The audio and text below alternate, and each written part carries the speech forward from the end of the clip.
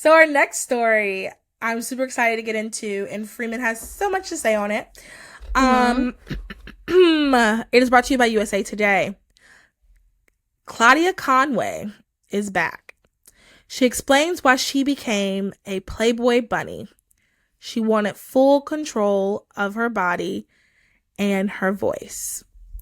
Conway, the 18-year-old daughter of former President Donald Trump's White House counselor, Kellyanne Conway, the attorney George Conway, a fierce Trump critic, announced she joined Playboy's content creation platform on Tuesday, May 23rd. Quote, when I was 15, 16, I was exploited by the media, preyed upon, and forced into portraying myself as something I wasn't. My body was taken from me. Now, as a young adult, I am aiming to reclaim my womanhood and femininity in a way that is truly mine. I am putting myself out there in a way that is my own and no one else's. I believe in writing my own narrative, like I've said in the past, and taking back what was once unjustly taken from me. The social media influencer encouraged her followers to seek their own anatomy and freedom. And don't let someone capitalize off your vulnerabilities, reclaim them. Playboy relaunched their magazine digital in March, months after they created a subscription platform for their business. Quote, Playboy's new creator platform has already paid out millions of dollars in earnings to creators since its relaunch in mid-September, with average creator earning multiples more than average creators on the 18-plus paywall platforms, the company said in a statement. The format works similarly to platforms such as OnlyFans, as Patreons can subscribe or pay to view exclusive content, message with Playboy creators directly, and receive special access to their daily lives in a manner they cannot do anywhere else. Freeman, take it away. Okay, well, I think it's, first of all, very sad. I think it's very normal for a woman who has felt out of control, who has felt exploited, who has felt, you know, just taken advantage of, to want to do something, anything, to get in Mm-hmm. control. Mm-hmm. And I think this is kind of that effort. I think it Yeah. sounds like she has been horribly mistreated. And anything, even if it's bad, even if it's immoral, even if it's not going to bring her the freedom she's looking for, anything is better than being out of control. Really quick, do you know the full story of like who she is and like how she became popular? No, I don't. Do you want to go ahead and touch on that? Let me explain really Sure, quick. sure. So, Kellyanne Conway, she worked for Trump. She is infamous for that picture of her being extra comfortable in the Oval Office. I just keep thinking about that picture whenever I think of her. She's I've never like, seen this one. okay, maybe look up Kellyanne Okay. Conway in the Oval Office. Okay. So she's like in the inner circle. So that's her mom. Her dad went on TV, talked so bad about Trump, said Trump was awful.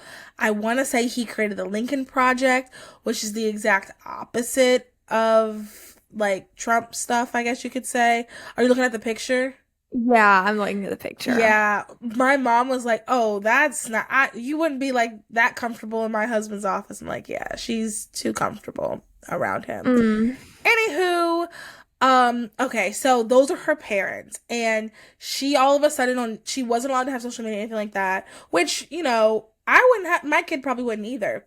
Well, she ended up getting a TikTok, and she would post videos on TikTok talking about her parents, how she's a liberal and she hates what her mom is doing, and Mm. she would sometimes like leak things, like information from the White House that she overheard her Uh, parents. She would even sometimes record, like she'd had like it was a video I saw. She had like the phone, the TikTok, and she's like, "Mom, you said blah blah blah," and then she like put the camera on her mom, and her mom's like, "Stop! You're on TikTok again!"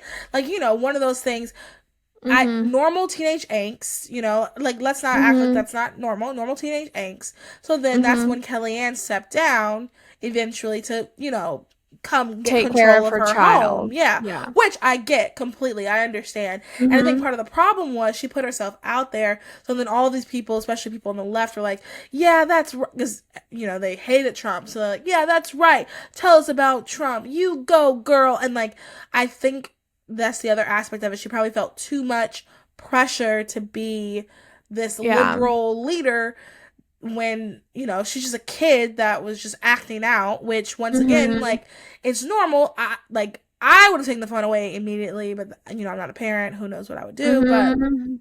you know, she's acting out. So, like, I think when she says that she was exploited, I think it's because of stuff like that. And she also would post I think, very inappropriate videos of herself on TikTok. And because she was Mhm. doing that, because of who she was related to the Trump and to Mhm. that, media outlets would run stories on her all of the time. She was very Mhm. like, she was a good Trump a daughter. Like, that makes such a great headline. Dancing to WAP and, wearing very Oh, inappropriate clothes, things like that.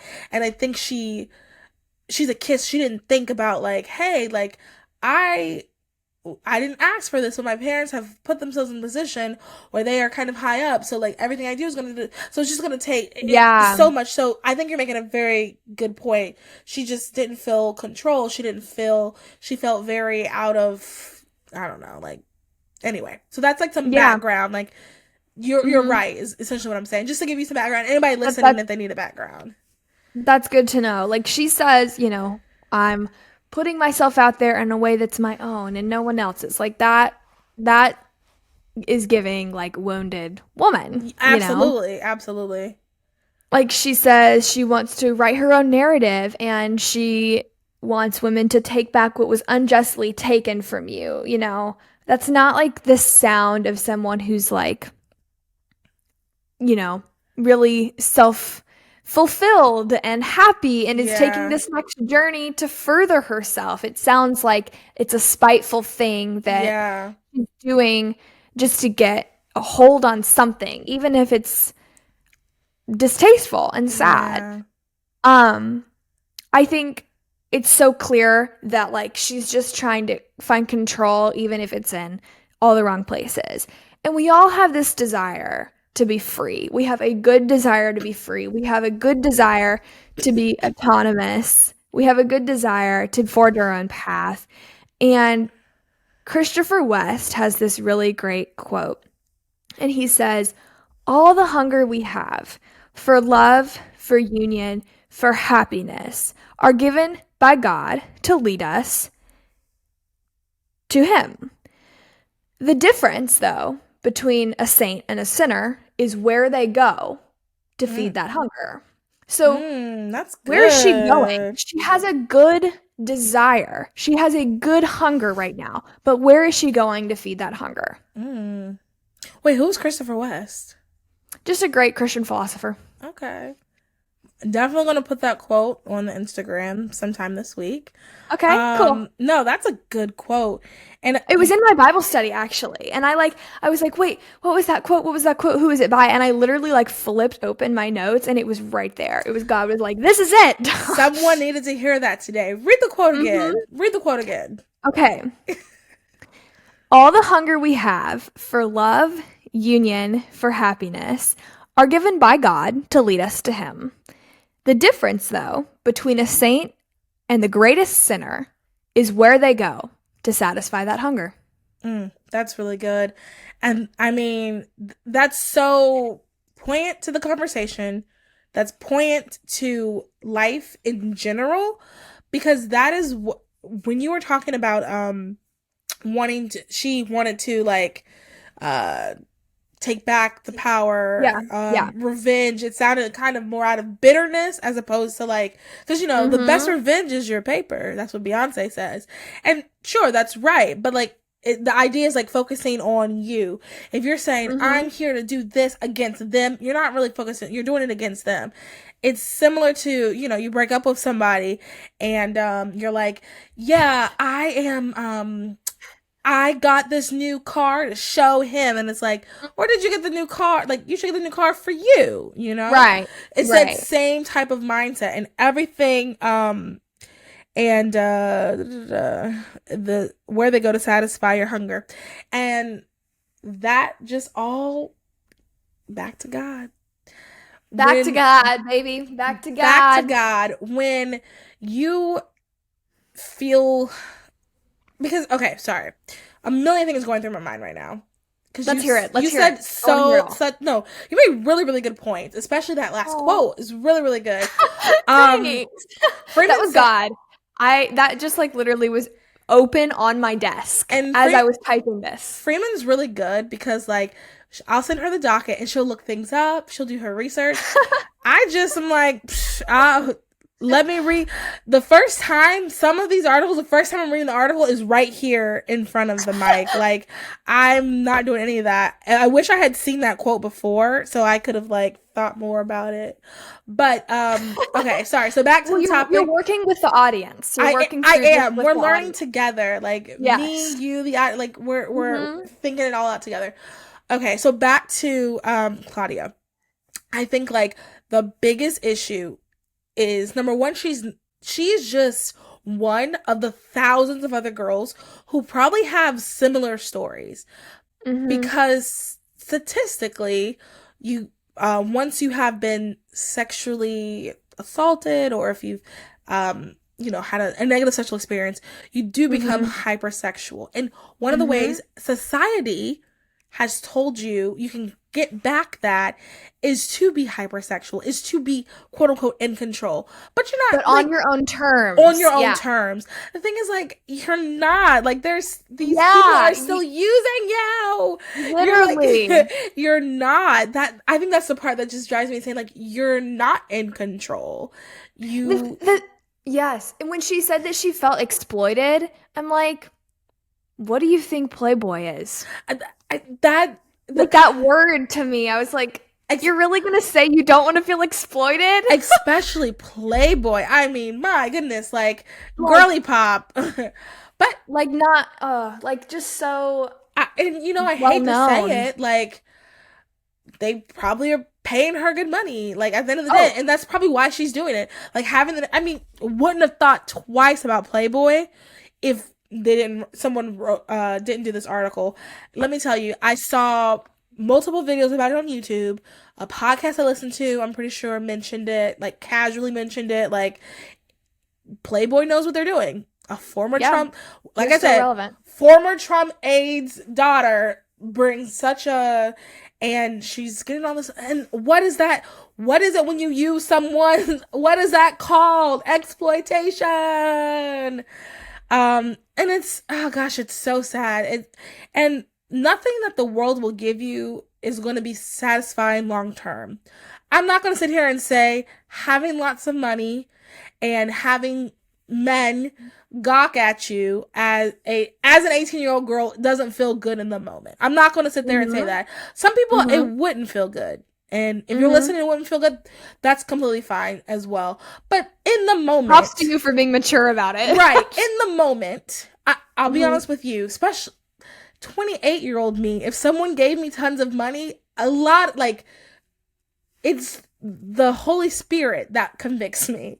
If someone get like, I'm not gonna act like, oh yeah, no, that's just you're gonna feel solidarity at first, but nothing the world does is gonna satisfy you because sure, in the moment it might feel great. I have no doubt it'll feel great.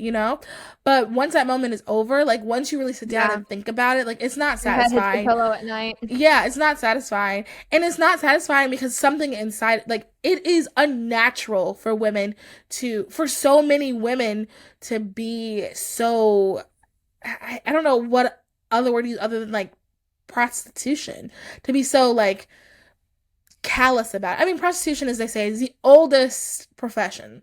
No doubt about that. But it's not normal. It's not Yeah. it goes against who you are biologically. Like we are Mm-hmm. biologically wired to be sexually intertwined with one person. Like that is Mm-hmm. where you feel the most at peace. That is where like this is how God designed us.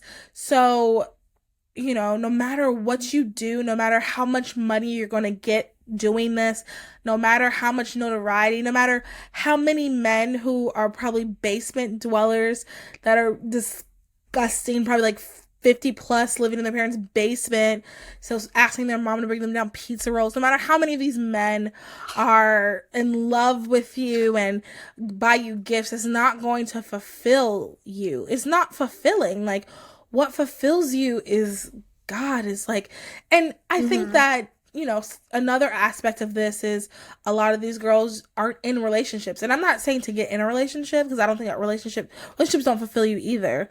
What fulfills you is God, and like keeping your eyes focused on that, and community. Like so many, your friends, your family, your friends that become family. Like these are the things that are lasting. These are things like, personally, I'm not having my best week, but like having good friends that I can talk to about other stuff other than like work, and having you guys I can talk to.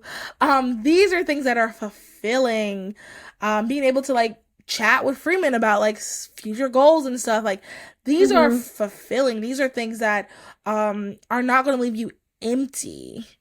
And the world doesn't tell you that, because the world is just so focused on money and sex and power, and these are just all things that just, they all come crashing down every single time.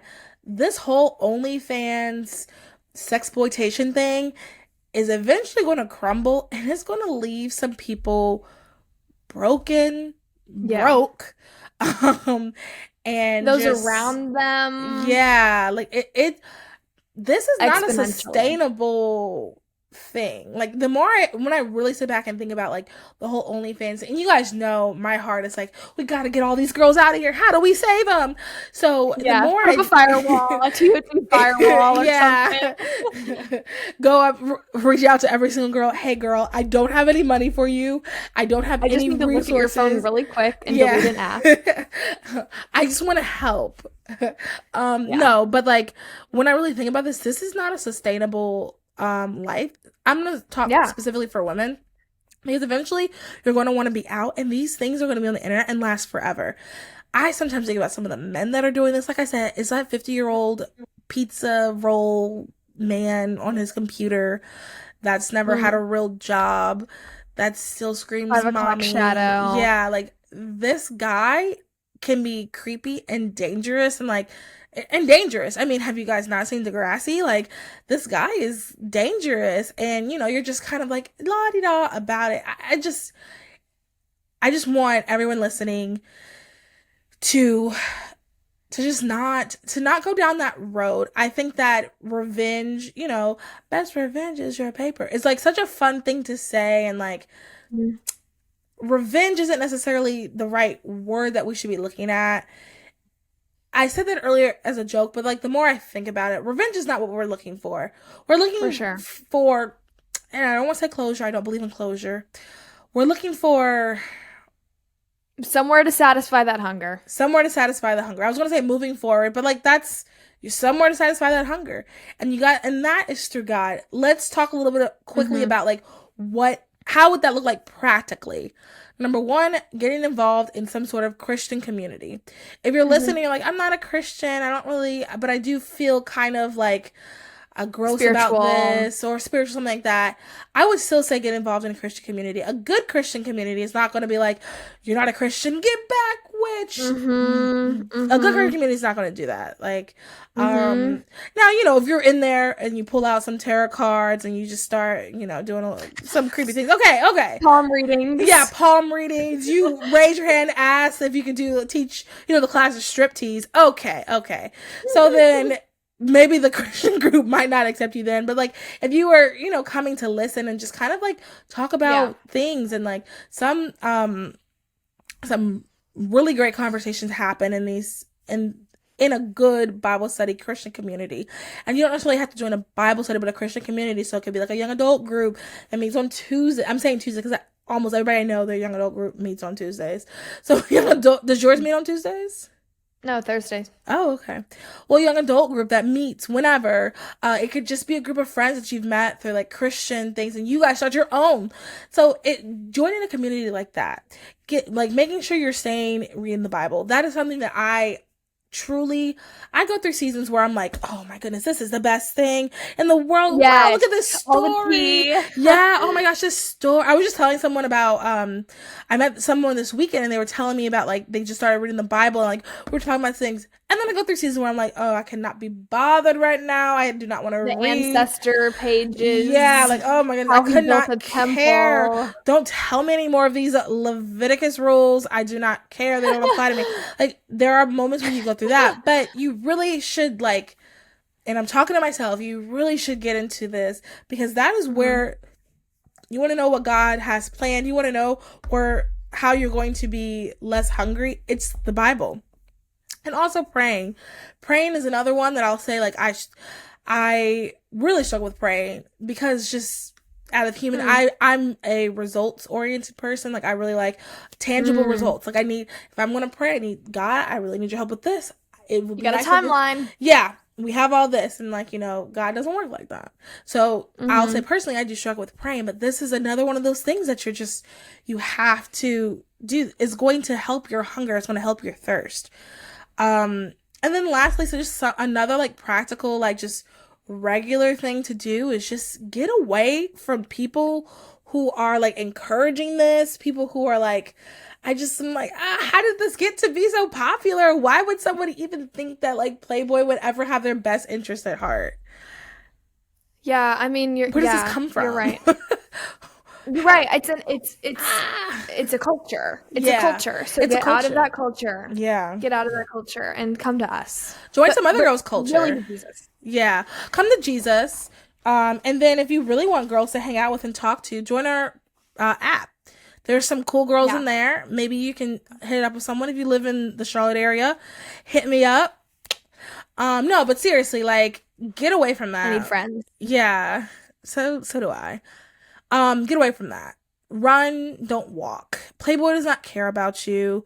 The people in OnlyFans do not care about you. Um, Jesus cares about you, and I care Yeah. about you. Yeah. I'm not going to give you bad advice. I might give you advice that might not work out the way you want it to occasionally, but it's never going to be bad advice. Mhm. Mhm.